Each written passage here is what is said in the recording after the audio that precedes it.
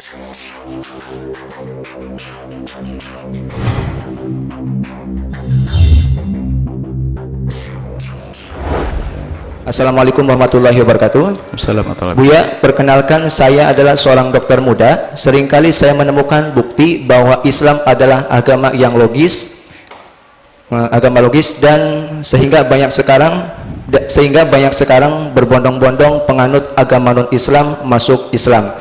Yang masih menjadi pertanyaan terbesar saya adalah bagaimana Allah diciptakan, sedangkan dalam surat Al-Ikhlas ayat 3 dinyatakan dia tidak beranak dan tidak pula diperanakan. Secara logika bagaimana dapat terjadi? Terima kasih Buya, semoga jawaban Buya membuat kami menjadi beriman dan bertambah Buya. Terima kasih. Wassalamualaikum warahmatullahi wabarakatuh. Waalaikumsalam warahmatullahi wabarakatuh.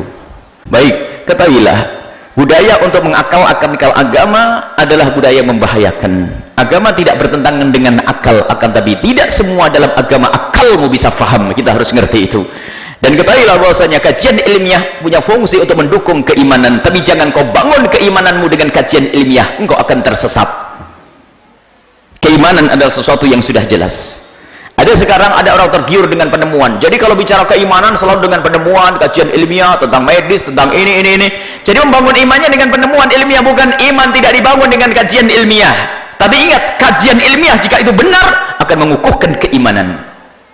Tapi tidak boleh membangun keimanan dengan kajian ilmiah, dengan penemuan-penemuan itu. Kadang penemuan itu salah. Apakah nanti setelah itu iman yang disalahkan? Penemuannya yang salah. Oh, kita ini gampang percaya dengan cerita-cerita. Ada orang ngebor melihat orang disiksa kubur, macam-macam. Ini terus apa lagi? Jadi kita kadang-kadang gampang terbawa kepada informasi. Keimanan dibangun dengan lihat ini ada Al-Quran, ada bimbingan dari Ustadz mengajarkan tentang bagaimana untuk merenung inilah semesta ini. Coba keimanan. Jadi memang Allah tidak bisa masuk akalmu, tapi ketahuilah untuk mempercayai Allah dengan akalmu bisa, tapi Allah tidak boleh masuk akalmu. Allah yang menciptakan akalmu, bagaimana Allah akan masuk dalam akalmu? Nggak mungkin. Tapi akalmu bisa menerima Tuhan Allah. Contoh, hanya orang gila yang tidak percaya akan. Jadi kepercayaan akan adanya Tuhan Allah ini adalah fitrah manusia. Semuanya mencari Tuhan, itu fitrah manusia. Anda tidak menemukan sekelompok manusia di tengah hutan belantara kecuali ternyata mereka juga mengakui adanya Tuhan, biarpun salah alamat. Apakah Tuhan batu, Tuhan kayu, Tuhan matahari, Tuhan bintang, Tuhan lautan, Tuhan Nyiror Kidul segala macam misalnya. Ini adalah mereka mempercayai, sebab fitrah manusia semacam itu. Cuman karena tidak mendapatkan petunjuk syariat, maka salah alamat. Tuhannya tiga, Tuhannya manusia, Tuhan. Tapi fitrah manusia mencari itu Tuhan, dan meyakini akan adanya Tuhan. Ini adalah kesepakatan orang berakal. Hanya orang yang tidak berakal saja yang tidak percaya adanya Tuhan. Ketahuilah bahwasanya dari sederhana saja, bagaimana ahli akidah menanamkan keimanan. Allah bukan materi, Allah bukan semesta, Allah bukan matahari, Allah bukan bintang. Allah pokoknya yang kau saksikan dan kau rasakan dari semesta ini, Allah tidak kayak begitu. Selesai. Lalu kayak apa? Lah di saat kau mengatakan Allah kayak apa, tidak masuk di akalmu dan tidak masuk dalam rasamu, maka saat itulah imanmu ada. Tapi Allah harus ada. Dari mana saya percaya Allah ada? Saya tidak pernah melihat. Jangan sombong kamu. Hanya ini berbahaya kalau orang sombong. Saya hanya patuh kepada, saya akan mempercayai sesuatu jika sesuatu itu sudah saya buktikan secara akal, secara akademis, secara riset. Ini orang gila baru, nanti muncul orang gila baru. Orang bisa percaya tanpa harus adanya riset, tapi cukup dengan berita. Saya pernah membuat satu contoh. Ada anak muda yang katanya anak cerdas, anak kampus,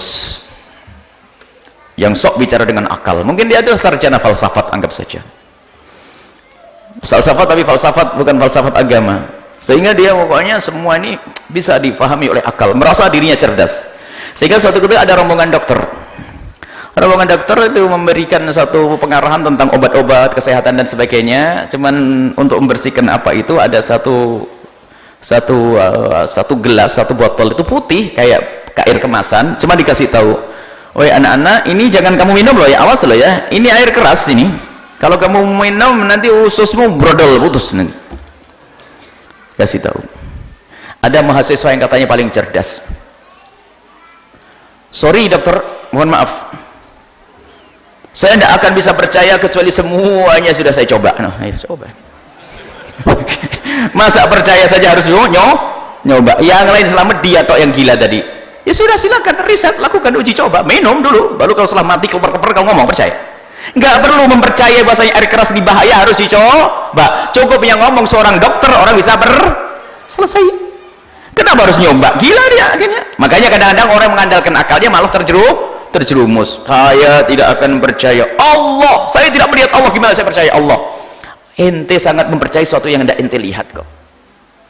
Ada suatu ketika dialognya orang yang sok cerdas, dasar kamu ini tidak percaya kecuali yang bisa dilihat, saya indera dengan mata kita, saya ini, dasar kamu ini gila, tidak punya otak sehingga tidak punya iman. Siapa bilang saya gila tidak punya otak?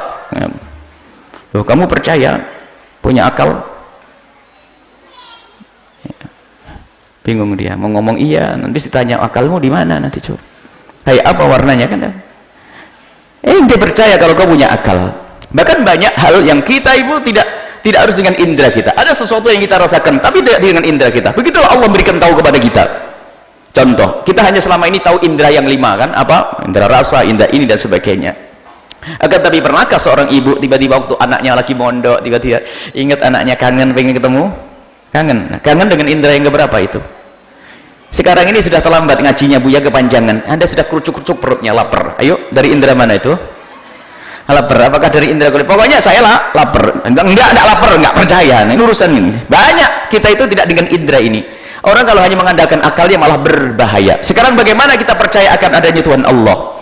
Allah ada dan yang menciptakan semesta. Untuk mengetahui akan adanya Allah, kita tidak perlu harus melihat. Sebab kita bisa sangat mempercayai sesuatu tanpa harus kita lihat. Ini kajian ilmiah. Agar akal bisa nerima tanpa harus Allah masuk di akal kita. Contoh, saya lihat ini adalah laptop atau tablet ini. Siapa yang percaya bahwasanya tablet ini nggak ada yang buat? Pasti gila dia. Ini ada yang membuat? Dari mana ente tahu yang membuat? Ente tahu yang buat? Ada. Siapa yang buat? Manusia apa dan sebagainya. Anda tidak pernah tahu yang membuat, tapi Anda yakin pasti ada yang membuat. Begitulah, karena ada bukti. Inilah adalah dialog ringannya seorang badui, seorang pegunungan. Waktu ditanya, apakah kau percaya akan adanya Allah? Ya gimana saya tidak percaya adanya Tuhan Allah Sang Pencipta? Dari mana kamu tahu? Kalau ada kaki melangkah, bekas kaki, tadi ada orang. Kalau ada kotoran onta, berarti ada onta. Masa ada semesta kayak begini kok nggak ada yang menciptakan? Pasti orang itu gila loh. Jadi semua semesta ini berangkat dari sesuatu yang kecil. Ini ada yang menciptakannya. Kalau meja ada yang menciptakannya, gedung ada yang membuat. Baik, setelah gedung adalah bumi. Semuanya. Jadi setelah lebar bumi semesta langit. Dan alhamdulillah itu, biarpun ada orang ngaku Tuhan kayak Fir'aun, itu sebenarnya kita tetap mudah mengimani. Fir'aun itu waktu mengaku Tuhan pun tidak pernah berani berkata kalau matahari itu aku yang menciptakannya. Tidak pernah. Ayo, siapa yang menciptakan matahari? Profesor siapa? Thomas Alva Edison? Bukan. Siapa yang menciptakan matahari? Tidak ada. Lalu siapa yang menciptakan? Nanti ada mulai kegilaan baru lagi. Ya, semesta ini terjadi karena ya evolusi original, karena pokoknya membuat sebuah proses ini sampai ini lah, pusing. Oh baik, kalau urusannya proses, jadi ini kayak satu orang pergi ke tengah hutan, tiba-tiba ada rumah cantik di situ. Gimana ada rumah cantik di sini, antik bagus dan sebagainya? Bukan di hutan, sebuah rumah cantik bagus. Tak taunya apa? Juru kuncinya berkata, ini rumah terjadi adalah karena proses alam. Angin bertiup membuka jendelanya. Kemudian ada hujan rintik-rintik membuat barisan genteng. Wah, ini orang pada berkata yang lagi melancong ini, wah ini gila ya ini. Kalau ada rumah itu ada yang membuat. Begitulah. Jadi semesta ini ada yang menciptakan. Dan yang menciptakan adalah Allah. Kemudian pertanyaan, bagaimana siapa yang menciptakan Allah? Lah kalau Allah diciptakan maka bukan Tuhan Allah. Allah adalah yang menciptakan dan tidak diciptakan. Allah yang menciptakan, dan Allah yang menciptakan semuanya dan bukan diciptakan. Kalau Allah diciptakan maka bukan Allah, sebab yang menciptakan Allah lebih hebat lagi. Lalu yang menciptakan lagi siapa? Ada menciptakan, mana? Bukan Allah, bukan Tuhan. Tuhan Allah adalah lam yalid wa lam yulad wa lam yakul lahu kufuwan, tidak melahirkan dan tidak dilahirkan. Itu Tuhan kita Allah. Lah keyakinan Tuhan harus punya anak dan bapak ini kan karena kita berurusan dengan agama lain. Tuhan kita Allah yang menciptakan semuanya, yang menciptakan Sayyidina Rasulullah, yang menciptakan semesta, yang menciptakan Siti Maryam, yang menciptakan Sayyidina Isa alaihissalam. Tuhan Allah menciptakan dan tidak diciptakan. Ini adalah masalah keimanan. Sebenarnya pembahasannya panjang, masalah akidah itu nanti. Jadi Allah, kadang-kadang pertanyaan begini, pertanyaan unik. Lah kalau Allah kan Maha Kuasa, apakah Allah mampu menciptakan Tuhan lagi? Ini pertanyaan. Sebab padahal sudah jelas kekuasaan Allah itu tidak akan berurusan dengan sesuatu yang mustahil. Berarti pertanyaannya yang salah. Kalau kita bicara yang berterbang adalah burung, kalau ada belut terbang pasti aneh kan begitu. Aku akan menyaksikan belut berterbangan, ini enggak ada, karena belut tidak terbang, tidak umumnya belut terbang. Jadi salah bertanya. Jadi kalau kita menanyakan tentang Allah, kalau dengan bahasa manusia salah. Allah yang menciptakan manusia, menciptakan makhluk. Dan mungkin bagi yang bertanya itu bisa secara langsung nanti diskusi, kita mengambil pelajaran akidah. Waktu kita bicara tentang wujud Allah, bisa diambil rekamannya, kita bahas tentang detail bagaimana meyakini akan adanya Allah subhanahu wa ta'ala, yang semua keyakinan ini ternyata sudah ada di otaknya para filosof dari masa ke masa. Tidak ada satu filosof pun kecuali mempercaya adanya sang pencipta, cuman bedanya mereka tidak tahu kalau sang pencipta itu namanya Allah, dan tidak akan kenal Allah kecuali dengan syariat Nabi Sallallahu Alaihi Wasallam. Dan sifat-sifat Allah adalah maha tunggal, bukan seperti manusia, tidak seperti apapun dari makhluk yang itu diajarkan oleh sifat-sifat Allah. Maka itu tidak bertentangan dengan akal. Jadi adanya Allah tidak bertentangan dengan akal. Justru kalau Allah diciptakan itu bertentangan dengan akal. Kalau Allah diciptakan, akal tidak bisa nerima. Katanya Tuhan Allah yang menciptakan. Bagaimana kalau diciptakan? Berarti kalau diciptakan sama dengan yang diciptakan yang lainnya. Maka bukan Allah lagi. Apakah setiap pencipta bisa jadi Tuhan? Oh tidak. Kalau setiap pencipta jadi Tuhan, ya kan? Ini. Tapi pencipta yang jadi Tuhan adalah pencipta yang tidak diciptakan. Itulah pencipta yang jadi Tuhan. Kalau pencipta, tidak semua pencipta jadi Tuhan. Menciptakan karya, membuat kursi dan sebagainya, tidak jadi Tuhan. Karena apa? Dia masih diciptakan. Maka yang menjadi Tuhan adalah pencipta yang tidak diciptakan, yaitu Allah subhanahu wa ta'ala. Pembahasan detail insyaallah. Semoga Allah memberikan pemahaman yang benar. Ingat kaidahnya, imanmu tidak harus dihubungkan dengan urusan akalmu, tapi yang jelas akal tidak bertentangan dengan agama sama sekali. Dan ingat, iman jangan dibangun dengan penemuan-penemuan baru dan kajian ilmiah, akan tapi kajian ilmiah hendaknya untuk mendukung keimanan. Dan antara keimanan tidak bertentangan dengan kajian ilmiah.